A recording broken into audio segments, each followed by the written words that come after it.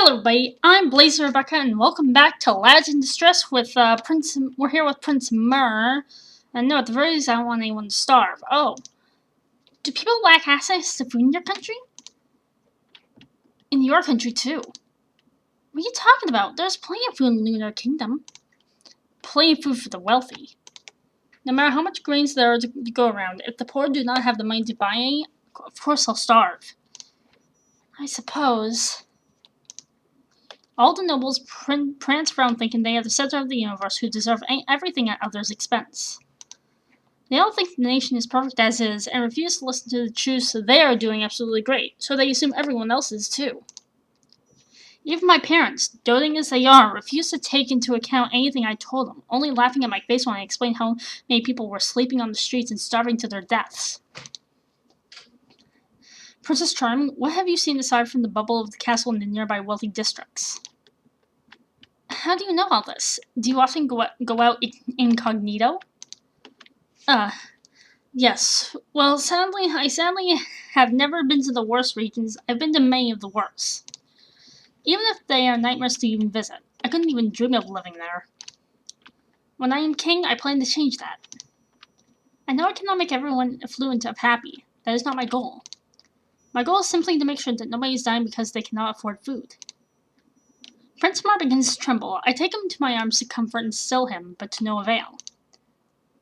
I've seen so many people die, Princess Charming, and it's not a pretty sight. Starvation is not a pretty sight, even long before death arrives. I hate to describe it. I don't even want to think about it, but memories won't leave my head. I saw parents starve so they could feed their kids, only to cease breathing in front of the very kids they wished to protect. I saw parents sobbing and screaming as they left their children alone atop the lake, unable to feed themselves, much less another mouth, despite working their landowners' tobacco farms for 24 hours a day. They're what? 20 hours a day? I read that as 24. Every day all I heard was screaming, fighting, brawling, people croaking and gasping, too drained to at all project their voices. Struggling simply because they had not been born to any wealth. Wait. You're a prince. Why did you just watch them die? Why didn't you pay for their meals yourself? If I had another choice, I would have taken it without a second thought. The ship I was in leaked and sank. I survived by holding onto a log and swimming to the nearest land. I believe my men died, for I never saw them again. I do not want to go into details, but by the time I found civilization, a poverty-ridden slum, I was starving, greasy, and desperate myself, my clothes torn to near pieces. I had no money, no nothing, not even the people of the slum believed I could be a prince. Men sent from the castle found me only a few days later. Even within those few days, I saw too many dying.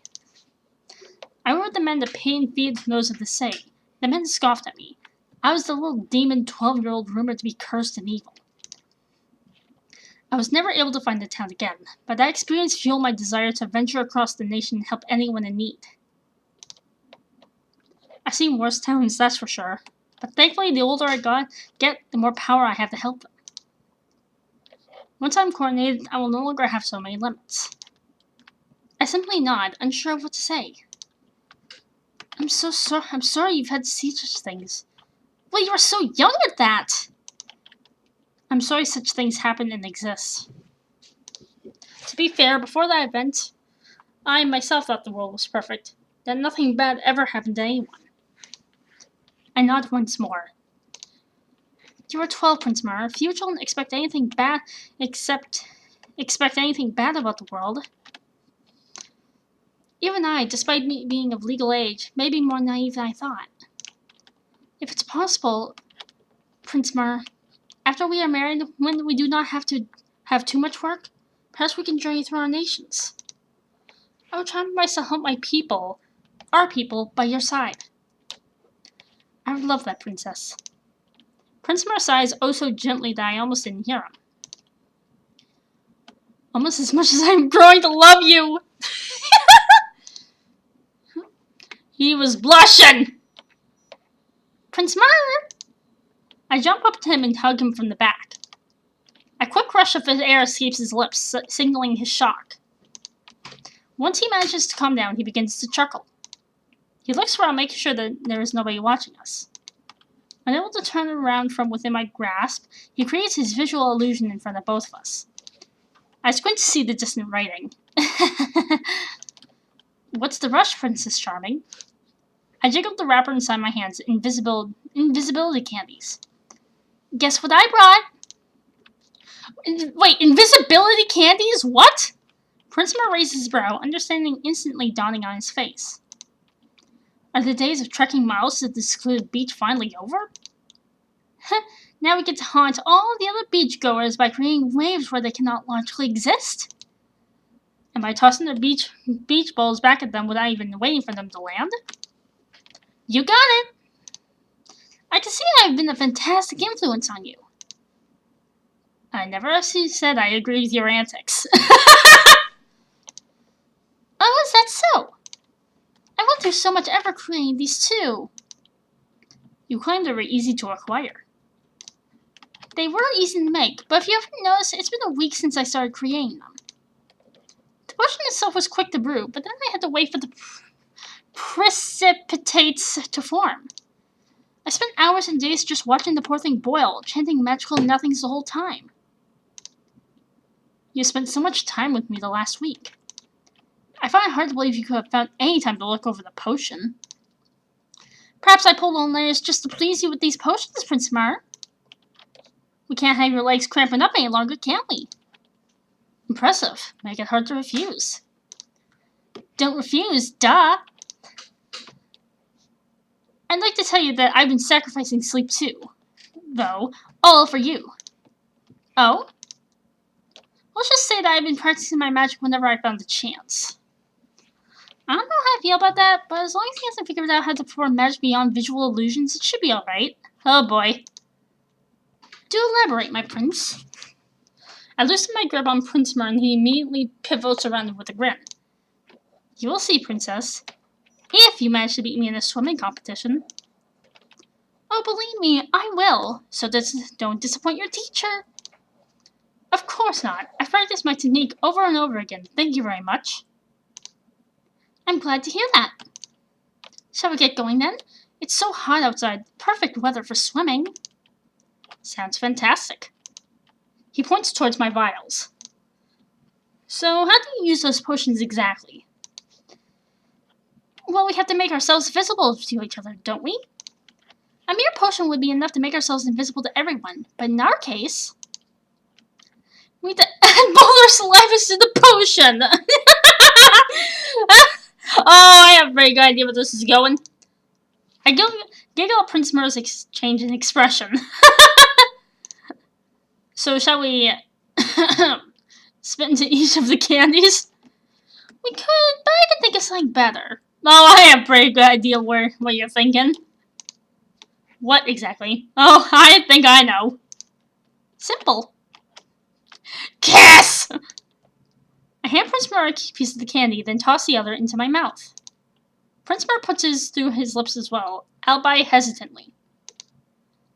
I hug him by his neck and pull him towards me until our lips barely touch. Yep! That's what I knew it! I knew it!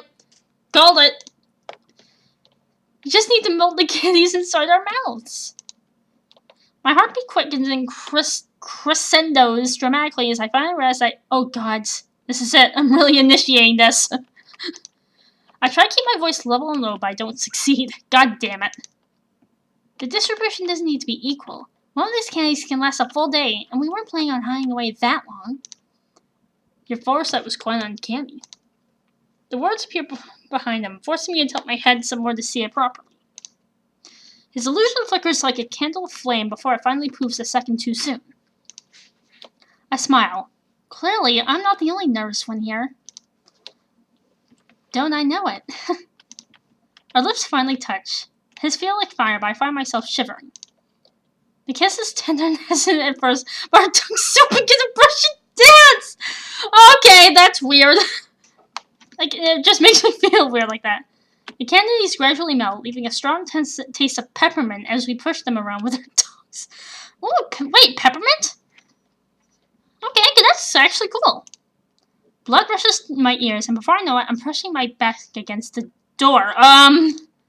Prince Mer's fingers play with my hair and the small of my back, and I hug him tighter, embracing the emotions that consume me. Oh God! We stay entangled for an eternity, forgetting our reason for kissing in the first place until long after the candy's completely dissolved. When the lips finally part, it is with delay and longing. We gaze into each other's eyes, then begin to laugh. You look like a ghost. How kind of you say that? No, you look beautiful. You're a beautiful ghost. I shake my head with yet another giggle. Oh. So are you. It's how we know the potion is working. Ah, of course. Oh, the potion's taking effect. I see. I thought it's like, oh, you look pale, but it's like, oh, now I see. I see now. The potion thing's taking effect. I almost forgot as well. Shall we go then? One moment. With those last words, I tiptoe and pull up Prince Mer towards me once more, my hands exploring his hair. Wait, what? What? Prince Mer and I dash to the beach, creating footprints in the sand that confuse anyone who sees them. Mama, Mama! Yes, what is it, dearie? Look, invisible men! Well, one of them's a girl, but okay. We grin at each other before walking up to the child. Mama, the footprints are coming here! I ruffle her hair. My mother looks scared, but she doesn't run away. I wonder if the fairies are playing tricks on us. It could be. Oh, fairies, I wish I could see them. Real fairies would kill us for the defamation if they knew. That's debatable. Quite a few fairies do have a sense of humor, I assure you. I sure hope so. She's adorable, though, isn't she? He said the thing! Our job will be even cuter! I snort, unsure whether I should agree or smack him. Pretty presumptuous of you, isn't it? Who says I don't want to have kids with you, you pervert? It is important for rulers to have heirs. This is true. We could always adopt. Prince Mer shrugs as he shifts his balance. He then lifts the little girl up in the air and moves her back and forth. You guys are invisible, you know that, right? Right? You know that? Okay. The child giggles cheerfully, but her mother begins to fret. Yeah, sir, put the kid. Yeah, you might want to put the kid down because you're invisible. We're being so creepy right now. Whee! The child's enjoying it, so who cares? The wishes of children trump all, do they not? If you say so. As soon as the girl begins to show signs of boredom, both of us slowly stop. Prince Mer holds the girl in front of her mother until the latter takes the girl into her arms. You like kids, Prince Mer? Children are heavy. Why else would I have carried her around for so long? I don't know. To impress me, maybe? Now everything I do is for you, Miss Princess Charming. I highly doubt it. We share a quick grin. Regardless, I'm glad we made the little girl happy. That was pretty fun. Me too. I reckon we terrified her mother, though. Probably. That's alright. It's a parent's job to be terrified. Prince Mer snorts and we walk closer to the water. Hey! You were bragging before you bought your swimming skills. Show me, will you? While we race. I don't know. I'm already quite tired from playing with the kid. I roll my eyes. Stop with the excuses. You're scared you'll lose, aren't you? Please, pretty please, with a unicorn on top. Of course. With a unicorn on top. What? Why a unicorn? Because cherries are boring. Oh, because unicorns are cute and they were the first thing to pop into my head. Of course. Now let's swim. Mer shakes his head, then clicks his tongue playfully. Do you really want to see my bird chest so much? What? I said no such thing. You claim you actually want to swim instead of just getting in the water and splashing water at each other like they do in the romance tomes? I don't know what you're talking about, but I will be back with... I'll be back with more. See ya!